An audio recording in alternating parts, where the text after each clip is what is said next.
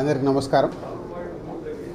Telangana film development corporation చైర్మన్గా ఈరోజు నేను ఛార్జ్ తీసుకోవడం, ఈ అవకాశం ఇచ్చిన ముఖ్యమంత్రి శ్రీ రేవంత్ రెడ్డి గారికి, అలాగే ఫిలిం మినిస్టర్ కోమటిరెడ్డి వెంకటరెడ్డి గారికి, వారిద్దరి నమ్మకం ఈ ఎఫ్డిసి ఇటు ఫిలిం ఇండస్ట్రీకి, ఇటు తెలంగాణకి, ఇటు గవర్నమెంట్కి మధ్యలో డెవలప్ చేయాల్సిన అవసరం ఎంతైనా ఉంది.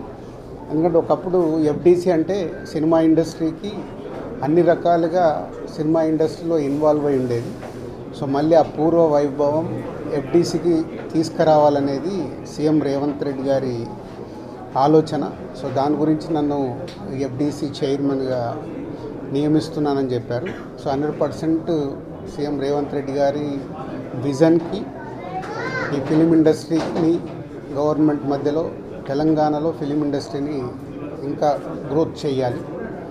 అలాగే తెలంగాణ ఇంతకుముందు తెలంగాణ తెలుగు సినిమాలకి, అలాగే ఇప్పుడు స్టేట్స్ సపరేట్ అయిన తర్వాత తెలంగాణలో తీసే సినిమాలకి ఎంకరేజ్ చేస్తూ ఈ సంస్కృతి, తెలంగాణ సంస్కృతిలో సినిమాలు వచ్చేలాగా ప్రయత్నం చేస్తూ తెలంగాణలో ఫిలిం ఇండస్ట్రీని గ్రో చేయాలి.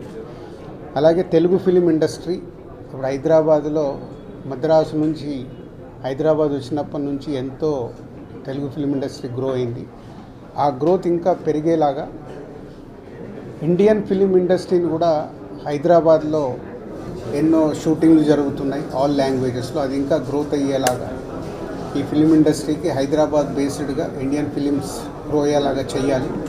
ఇలాంటి ఎన్నో ఆలోచనలతో సీఎం రేవంత్ రెడ్డి గారు ఈ ఎఫ్డిసి చైర్మన్గా నన్ను నియమించారు.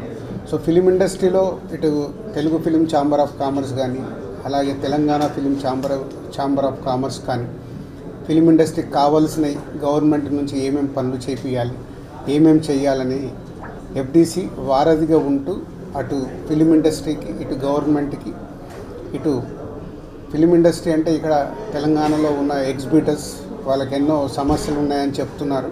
సో గవర్నమెంట్తో మాట్లాడి సాల్వ్ చేయాలి. అలాగే ప్రొడ్యూసర్స్ ఎప్పుడు హైదరాబాద్లో షూటింగ్ జరుగుతున్నప్పుడు మాకు సింగిల్ విండో షూటింగ్లు జరిగేలాగా ఇమ్మీడియట్లీ పర్మిషన్స్ వచ్చేలాగా ఎప్పుడు మాకు ఛాంబర్లో డిస్కషన్ జరుగుతాయి. ఇవి ఆల్రెడీ వాళ్ళు అడిగిన ఈ పాయింట్స్ అన్నీ ఇమ్మీడియట్గా గవర్నమెంట్ దృష్టికి తీసుకెళ్ళి అన్నిటినీ స్మూత్ చేసి అందరికీ ఈ ఎఫ్డిసి అటు ఫిలిం ఇండస్ట్రీకి, ఇటు గవర్నమెంట్ మధ్యలో తెలంగాణలో గ్రో చేయడానికి ప్రయత్నం చేస్తాం.